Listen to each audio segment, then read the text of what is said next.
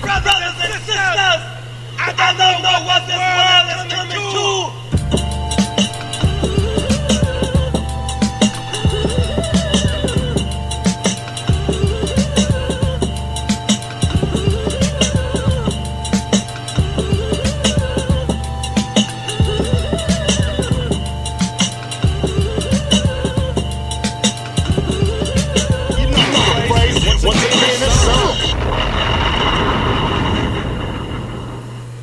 No doubt, once again, it's Ownership Man B coming at you live and direct. This is the End of the Bench podcast.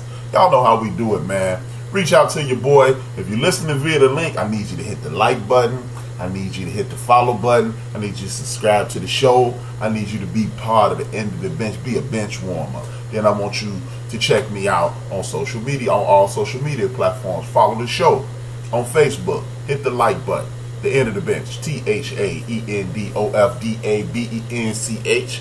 That's the fan page. Updates on what's going on in the sports world, what's going on with the show, or whatever you want to talk about. Then it's another, the End of the Bench group.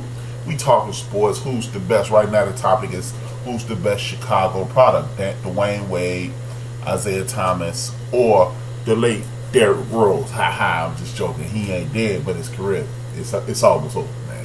Flat out. Then you can go to social media in regards to Twitter.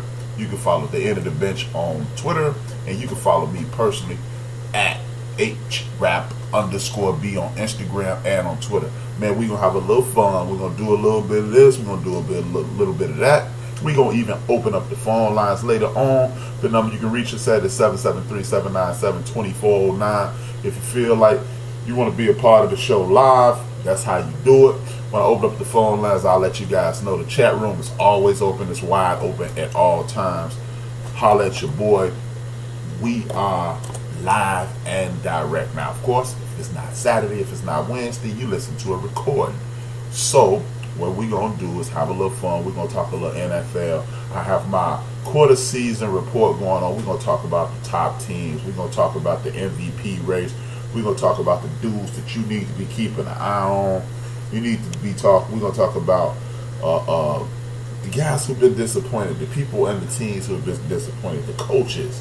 We're gonna talk a little bit of everything. We're gonna talk about what's going on with Kyrie Irving, with Jimmy Butler. We also have our monthly boxing segment with the homie Stacy. Stacy's our resident boxing expert. He's on the bench with us, talking about what's going on in the boxing world. I'm gonna ask Stacy what do he think the effect of HBO discontinuing their boxing after 45 years. Is that the death knell for boxing? You know, we talked about it. We talking about a little bit of everything. And you know what, man? There is an interview on Spreaker.com on my page with Tracy Murray. People, log in, check that out. It's pretty dope. Tracy Murray is a good brother, man. We're going to continue this campaign on showing up the NBA. And what I mean by showing up the NBA seems to have a problem with their older players. The NFL, they do an outstanding job on, what's up, big dog? Basees for MVP. Hey, man, you know what? I don't think that's a bad thing. And, man, welcome aboard. If y'all don't know what's going on, like I told you, live and direct, the chat room and is a day one, been down like 4 flat tires in the chat room. Be part of the show. I engage. I let you know. But we're going to talk about Basees for MVP. We're going to talk about the Cubs losing. We're going to talk about, hey, check it out, man. This is what we're gonna start off right here. Thursday night football. We also going to make our weekly predictions. Your boy at a decent 60% on the season. We're going to see if we can get that up a little higher, but 60% ain't bad. You know what I mean? It's not a bad situation. Yelich deserves it. Okay, here we go. You know what? We're going to start off right there. We're going to start off on MLB. First and foremost, y'all, the Major League Baseball playoffs may be the most lit situation outside the beginning of Major League Baseball. Maybe the most lit situation outside of NCAA Final Four, meaning March Madness, meaning college basketball. Yelich is having an outstanding season. The reason I'm going to stick up for your guys at the Chicago Cubs is this. we're looking at a situation to whereas Yelich has a different degree of difficulty when it comes to being league MVP. Yelich, all he had to do was come to work and be himself. Nobody expected him anything of him. He's not in a major city. There's not a whole ton of pressure. Even though he's still killing now, there's not a ton of pressure on him. When you look at Baez, this is a dude who's a second baseman who filled in at third and short. Hit at people. He's in the third largest media market in America. Arguably the third largest fan base, maybe even the second to the Yankees. Because I think the Chicago Cubs fan base is much bigger than the Red Sox. The Red Sox get all that pub because they're on the East Coast. I get it. The East Coast bias, it works for them. But when you are looking at the degree of difficulty, the Cubs for decades used WGN as the greatest marketing tool in the history of the world. Before everybody had cable in their house and had 2,000 channels, we watching toenails grow and all that on TV.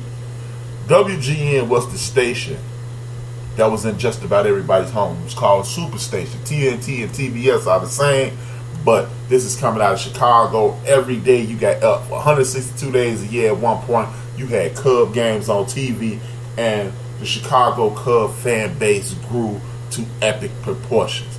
You might get the Yankees with that historical base. Then you got the Mickey Mantle and the Babe Ruth and everybody in between. From Babe Ruth to Derek Jeter, and now you've even added Aaron Judge.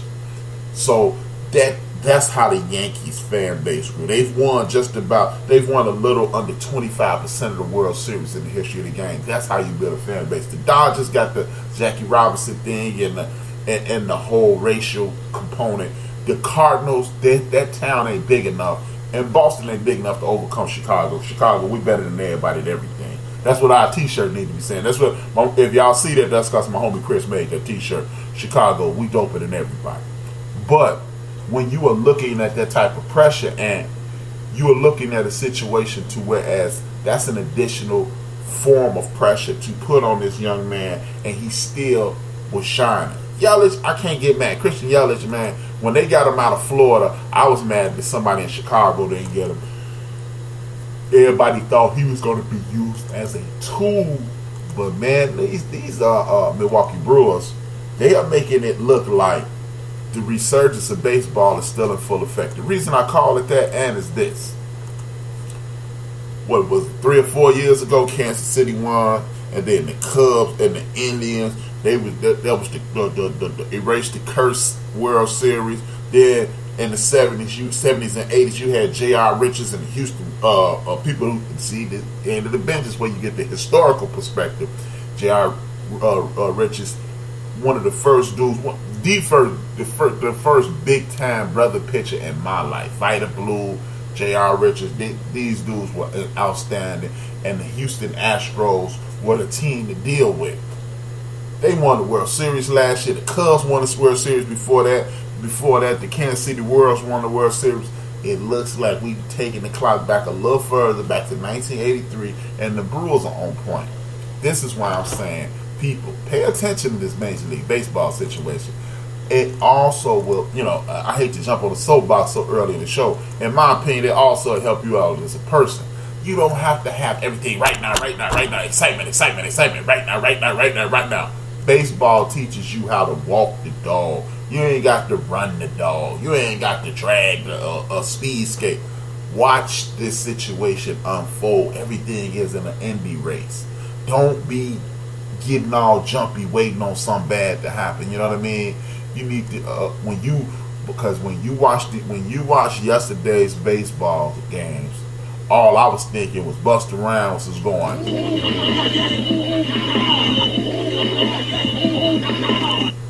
Man, Aaron Judge, home runs, the team, one of the teams that I hate I don't even know why I hate the Boston Red Sox so much, but I just do. I just hate everything Boston. And you know what? I was one of the dudes who was on that Tom Brady train first. Hey man, Brady the man. But I hate Boston, so I had to stop rooting for us. For sad.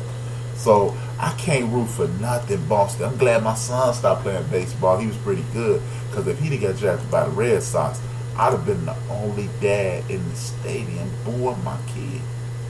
That's terrible. But anyway, man, back to the reality of the situation. The Major League Baseball playoffs are on fire.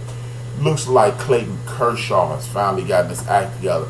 You know what? I don't know if Clayton Kershaw finally got his act together, or did technology finally get your boy on board. For the first time in all the times Clayton Kershaw has pitched in the playoffs, he pitched on proper rest last night. And it was lights out baseball. It was against a young Braves team. But the thing is, for whatever reason, the Dodgers historically, I'm getting this right off MajorLeagueBaseball.com, the Dodgers historically have pitched him on light rest. Joe from Houston, what's up, man? Yeah, Clayton Kershaw was on point like Trick Dice. Welcome aboard, man. It's Joe from Houston. Another original recipe bench warmer. You already know, man. Anytime I see Joe and Anthony Aquarius, I hit a Busta Rhymes. It's the old crew back in full effect. But like I was saying, man, Clayton Kershaw, he finally was pitched on proper rest, and you saw the results. Another thing about Clayton Kershaw, pay attention to this, y'all. Clayton Kershaw is no longer, well, he is still power pitching, but he used to overbear. He used to be overwhelmed hitters. He's pitching now. He's hurling now.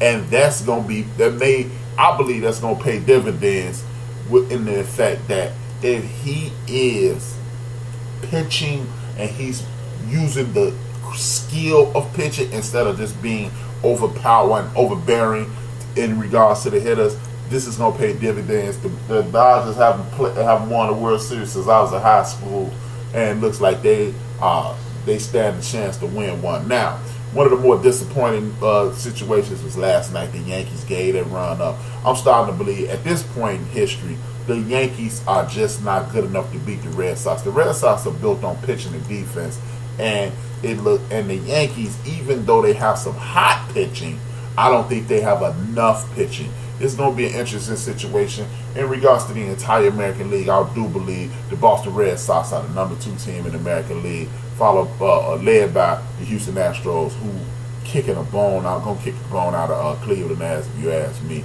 Now, Cleveland don't stand a chance, y'all. Cleveland just don't stand a chance. They got you got to look at it. Is Kluber a flash in the pan, or is the Indians, are they just built that well? I do believe that the Astros, they are built that well. I believe the Houston Astros are the Golden State Warriors of of baseball. The reason I refer to them as the Golden State Warriors of Major League Baseball is this. Everybody in baseball is told, don't worry about strikeouts. You know, I even heard the homie Jamie Deuce. Shout out to Jamie Deuce, man. Mad love to Jamie Deuce.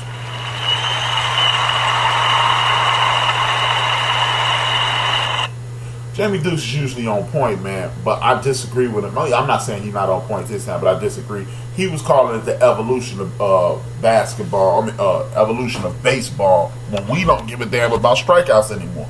And personally, I disagree for the simple fact that you cannot play a game that is this structured and this important and change it that drastically. The Houston Astros are not playing baseball in a new school traditional fashion. They have a bunch of guys who are trying to get doubles, who are trying to get base hits, who are trying to move the ball along, and that's why they are winning. They have outstanding defense, outstanding pitching, and they're moving the ball around, the bases. Continue to swing for the fences, and you're gonna continue to get your ass kicked by the Houston Astros. It's the evolution. It's just like that farce that they're trying to sell us, that bag of shells that they're trying to sell us. The NFL is a throwing league, but yet and still, I challenge anybody to show any team to show me a team that consistently wins without running the football. You won't. You will not. Throwing lead, rolling lead, free throw shooting league, whatever you want to call football, you're going to end up running that football. And that's just my word. You know what I'm saying?